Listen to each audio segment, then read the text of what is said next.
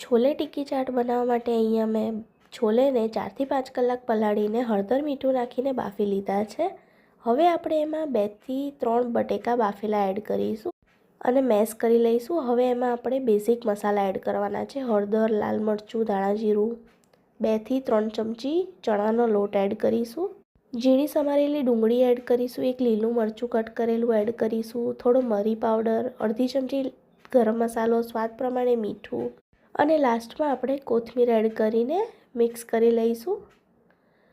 એકદમ આપણે બેઝિક મસાલા એડ કરીને ટિક્કી બનાવી છે। તો હવે તેલ એડ કરીને હાથમાં થોડું તેલ લગાવીને ટિક્કી વાળીને રેડી કરી લઈશું। તો ટિક્કી બધી રેડી થઈ ગઈ છે। હવે આપણે આને સેલો ફ્રાય કરવાની છે। તમારે ડીપ ફ્રાય કરવી હોય તો ડીપ ફ્રાય બી કરી શકો છો। ટિક્કીને બંને બાજુથી સરસ ગોલ્ડન બ્રાઉન અને ક્રિસ્પી થાય ત્યાં સુધી શેકવાની છે। તો અલટ પલટ કરીને ટિક્કીને એકદમ સરસ શેકી લઈશું। તો અહીંયા ટિક્કી બધી શેકાઈ ગઈ છે। હવે આપણે પ્લેટિંગ કરીએ।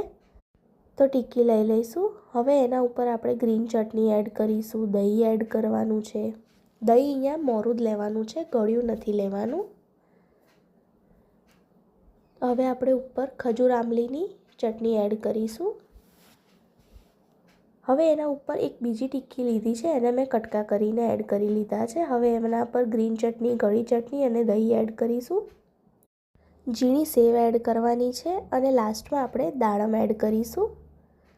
તો આપણી છોલે ટિક્કી ચાટ રેડી છે। તો તમે પણ ટ્રાય કરો અને એન્જોય કરો અને કમેન્ટ કરો તમને રેસીપી કેવી લાગી।